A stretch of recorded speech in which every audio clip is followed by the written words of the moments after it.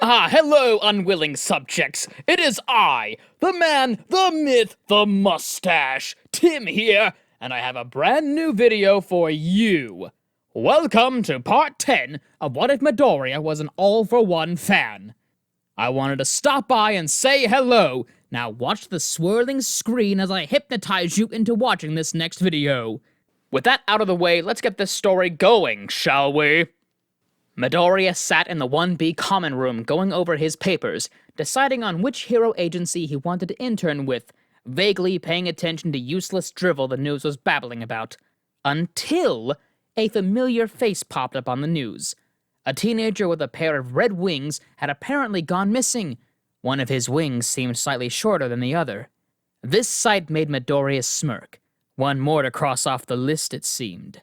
Elsewhere in the 1A dorms, Bakugo watched the same news broadcast, constantly redialing a phone number over and over, only for it to respond that the number was unavailable every time.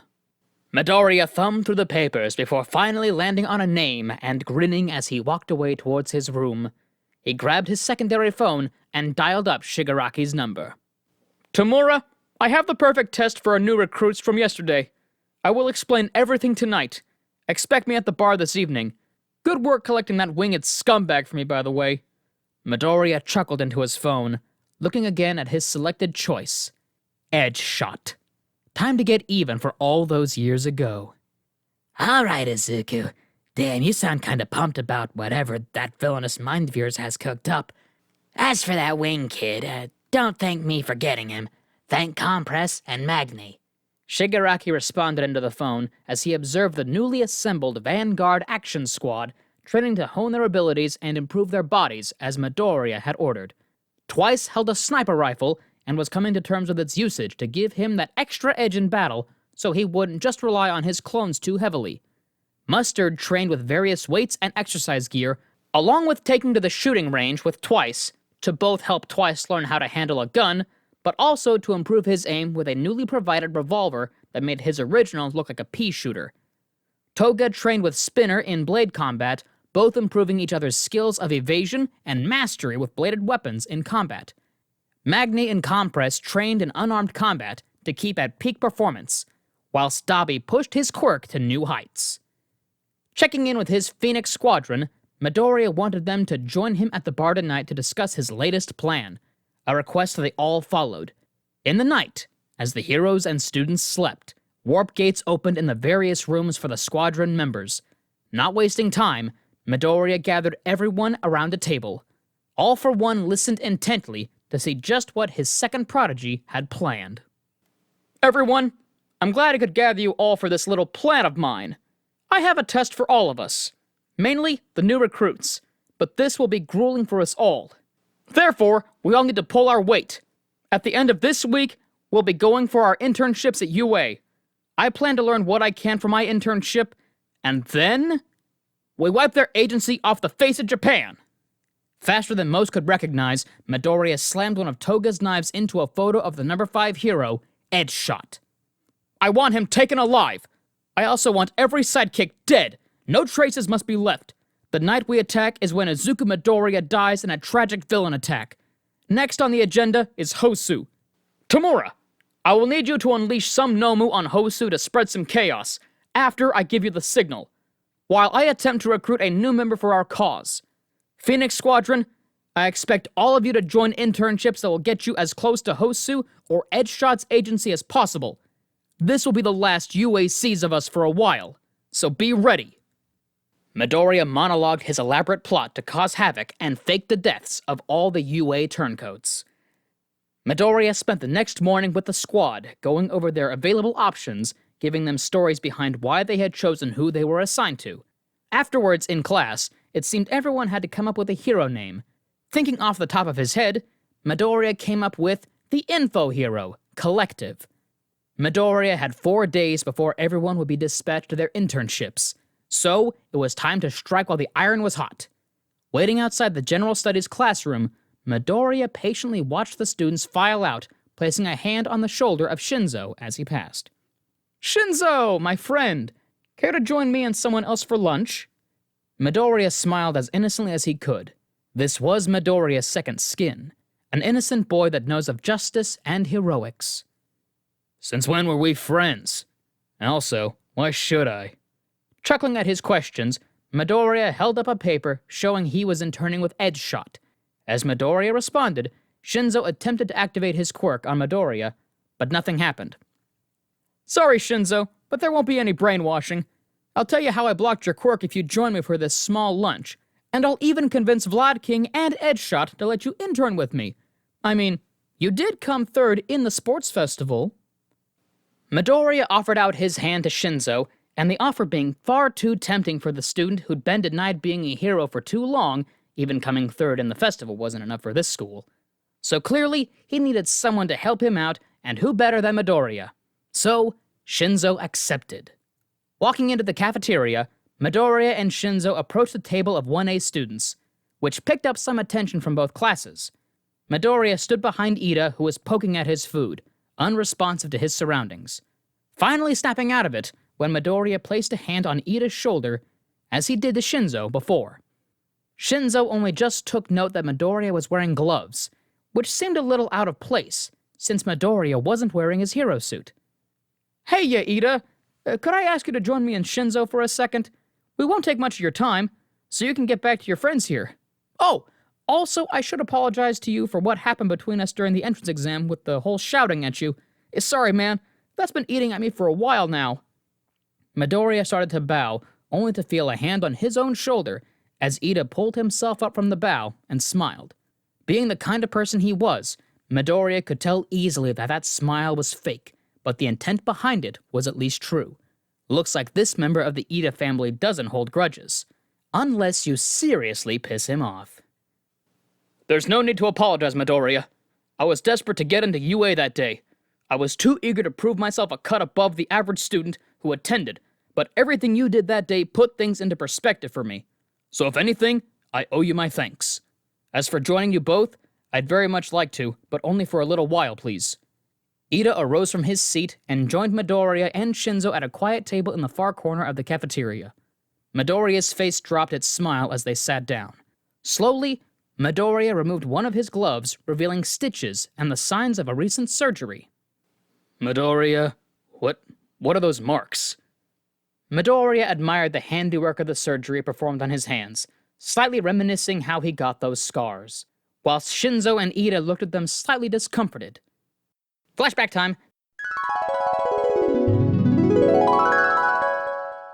Midoriya lay down in a lab on an operating table with All for One, Dr. Ujiko, and Shigaraki standing over him, each with a slightly worried expression at the young villain's request of the good doctor. Young Tactical, are you truly certain about this? Once the surgery's done, you'll no longer be considered human in the eyes of modern medicine or science. That's not even factoring in the chance you survive the operation. Dr. Ujiko spoke with a shaken tone as he looked at Midoriya on the surgical table. It was one thing making Nomu for his master, but to do this kind of surgery for someone both All for One and Shigaraki held in high regard, Dr. Ujiko had to be certain he wouldn't fail. Midoriya gave a nod. With that, he was placed under heavy anesthesia, and the surgery began. End flashback.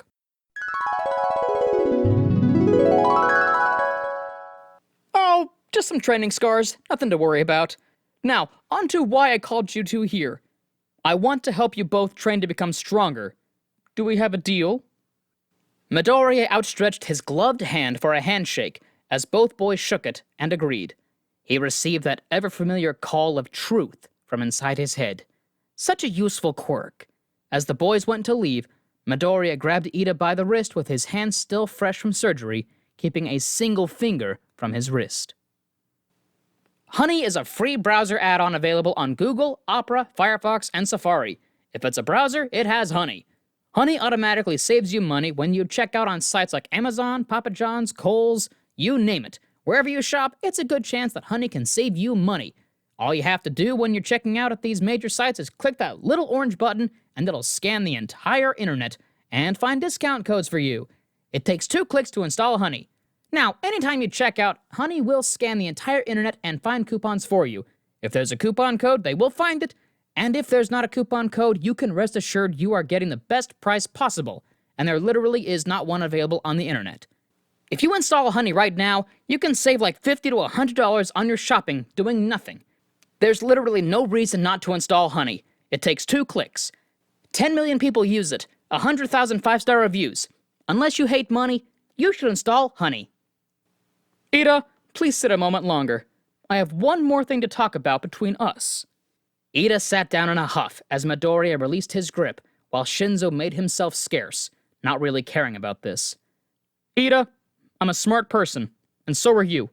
I know why you plan to intern with Manuel. You're on the path of vengeance. You seek to end the hero killer because no hero can, because he took away your brother. I'm not gonna stop you.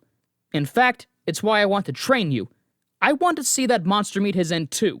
Justice must be handed down, even if we're not meant to just yet. Still, if we don't act now, who will? Now, do we still have a deal? Ida's look darkened as he listened to Midoriya and nodded, agreeing with Midoriya's twisted sense of justice, even if it was fabricated. Midoriya offered out another handshake with his gloved hand. Ida shook it, and once again, Midoriya received the answer he wanted. Truth. Midoriya watched carefully as Ida walked away. The green-haired villain wrapped his surgically stitched hand around an empty cup and watched happily as it turned to dust in his palm. Ujiko, you are a genius. Then again, the surgery and everything it involved was Midoriya's brainchild for the past several weeks, and the surgery would have likely failed if not for All for One calling for twice to clone Ujiko to improve the survival chance, plus the healing Midoriya received from one of his idol's many quirks. Being able to use Shigaraki's disintegration quirk was all well and good, but was just the tip of what the surgery had done to Izuku Midoriya. Midoriya trained the 2 boys as promised over the 3-day wait, as he also filled their heads with his web of lies to slowly turn them to his idol's side. Shinzo was approved by both Edgeshot and Vlad King, seeing as he had not only come third in the UA Sports Festival, but apparently Aizawa had been training Shinzo too, which just added to Edgeshot agreeing with Midoriya's recommendation and request. The 2 boys arrived at Edgeshot's agency, and Midoriya's plan was set in motion the second they stepped inside. A few days passed, and the boys trained tirelessly in the art of stealth attacks, unarmed combat, and every step of the way, Midoriya corrupted Shinzo's mind more and more, taking advantage of the boy's paranoia that his quirk was seen as villainous. He had everyone at the agency dancing on marionette strings to his tune of deception and manipulation, from Shinzo to sidekicks. Even Edgeshot was entangled in the invisible web that entombed him. Finally, Shinzo came knocking on Midoriya's door in the late hours of the evening. Apparently, the brainwashing teen overheard some sidekicks talking about how his quirk was useful, but it still felt wrong to just control someone's mind like a villain. Little to say after a few words, Phoenix Squadron had a new member before sunrise had arrived. Midoriya sent a text out to the Vanguard Action Squad and nearby Phoenix Squadron members, informing them of Shinzo joining them, and that now was the time to strike. Midoriya used the stealth skills Edgeshot had taught him to creep up towards Edgeshot's door, where he was spending the evening meditating or some stupid ninja crap. Disintegrating the door, Midoriya walked in. Hello, Edgeshot. I hope you're making peace with your god, because he isn't here to help you now. There is only me. Grappling the number 5 hero and pinning him to the ground using telekinesis, Midoriya had pacified the pro in a matter of moments as the sound of fire and screams rang out across the agency as Dabi burned it and the sidekicks to ashes. Mustard stepped into the room with Midoriya and unleashed his quirk, knocking out Edgeshot.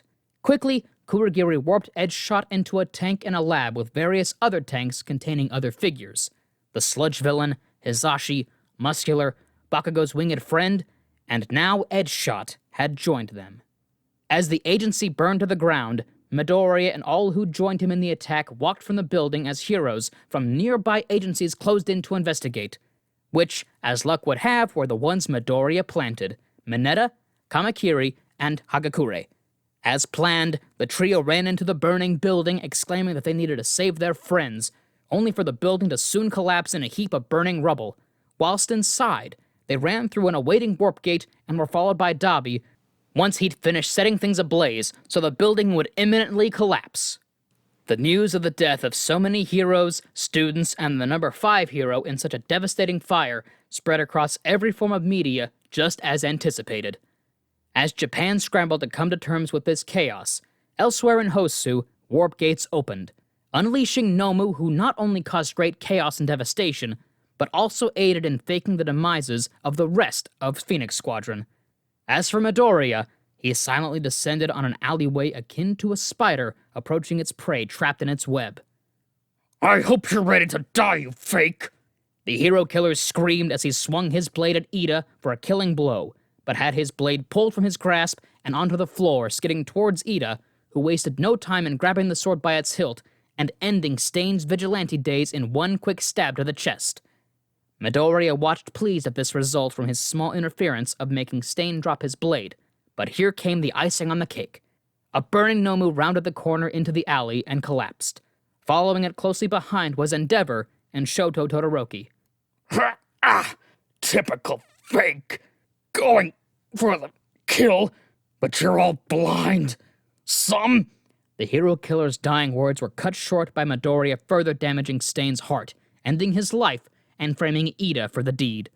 Ida was soon taken into custody, but as the news came on in the morning, it announced the events of Hosu, Edgeshot's agency, and the recent news being that the recently incarcerated Tenya Ida had been freed from custody by a villain attack on his transport to the nearby prison. Sat down in a bar, Ida looked over his recently declared dead classmates, and fellow students, or former students, stood side by side with villains. Midoriya approached Ida and sat opposite him in the booth the engine-legged teen was sitting in. "I'll keep this simple, Ida, as you've been through much tonight. Join us. The heroes will never take you back, and admit it. I saw your smile as you stabbed Stain through the heart. You enjoyed watching the lifeblood drain from his body and the light leave his eyes. Join us, and you'll be a free man, able to live however you choose, and help us burn society down so a new one may rise from the ashes." Ida looked at Midoriya with a dark, twisted smile of a broken man as he laughed maniacally. "We have a deal, Midoriya. I will show them all what true justice is, and if I must be a villain to do it, so be it." It was on this night that the villains Mind Terror and Inquisitor pledged themselves officially to All for One. Midoriya sat Shinzo down, or Mind Terror, as the brainwashing teen was now referred, giving him the answer behind why he could block Shinzo's quirk, and it was simple. For Midoriya, that is. The telekinetic teen simply created a telekinetic static barrier around his own brain, which interfered with the signals sent to the victims' minds by Shinzo's quirk. Midoriya walked towards Kurogiri, uttering a single word, "Lab," followed by his second-in-command for Phoenix Squadron, Kyoka Jiro, and his new surrogate brother he'd never had, Shigaraki. The three wandered through a warp gate, leaving the other League members behind to murmur amongst each other as to what they were going to do, something that they most likely wouldn't want to know if they did. "Ujiko, progress report on our perfect little masterpiece, now!" Midoriya growled through his helmet impatiently. He wanted this finished. He wanted it done. He wanted to be the one holding the leash instead of his pathetic father. No, that man wasn't his father in Midoriya's eyes any longer, just as Inko was no longer his mother either. Dr. Ujiko stumbled around towards the three, slightly terrified. Ever since the surgery, Tactikill was different, cold, cruel, calculated, and the scientist would be lying if he said he didn't fear Midoriya almost as much as All for One himself. Yes, young master. It's actually far more ahead of schedule thanks to the clones of myself Twice had granted me. In fact, we're ready to test the masterpiece immediately. The four individuals in the lab turned to gaze upon the newly born Nomu. It was far more monstrous than any Nomu previously seen. No exposed brain, massive arms, strong, powerful legs, a large pair of seemingly draconic wings, great sharp teeth. The tank drained its fluid. The Nomu's massive eyes widened as it awoke. The tank opened, releasing this hulking abomination as it stood over everyone in the room. "You, Nomu! Who do you serve?" Ujiko shouted at the titanic monster, only for it to roar out a simple sentence. "Tactikill, master, Tactikill, no other. Name not Nomu. Name Hisashi." Ujiko growled at the newly made Nomu, who decided to name itself and refused to obey anyone beside Midoriya. The doctor raised a cattle prod he had created specifically to deal with unruly Nomu. Before he could even strike, the top half of the prod dropped to the floor with a clang. Hizashi's right arm had morphed into a slimy blade, using the combination of quirks stolen from the sludge villain and edge shot. Hizashi lifted his bladed arm high and swung it, only to pause inches from Ujiko's head, after the sound of a pair of fingers snapping rang out. The source was Midoriya. That boy truly had that creature under his complete control. And that's our video for the day. Thank you for watching. I hope you enjoyed it. Before I go, there's a few things I want to go over with you, some housekeeping if you will. First, if you're in the mood for some other great storytelling, We the Celestials has got you covered. Our We the Celestials, My Hero Academia, and Naruto What If channels retell the story of their namesake anime with a twist. Check it out if you're interested. Second, on behalf of We the Celestials, I want to thank everyone involved in the production of today's awesome content. Their details are in the description below. Seriously, give the writer and the editor some love. They do a lot of work here. Lastly, if you're interested in what we do here with the Celestials, I want to extend an invitation to join our team. We only have one caveat: you must be 16 years or older. You can sign up for which category fulfills your interests by joining the recruitment Discord in the link below. We're always looking for members to join us. And that's it for today's video, so thank you all for watching and have an amazing day. And despite me playing a villain for this whole thing, be kind to yourselves, be kind to others, and stay awesome. This has been Tim. Mustache out.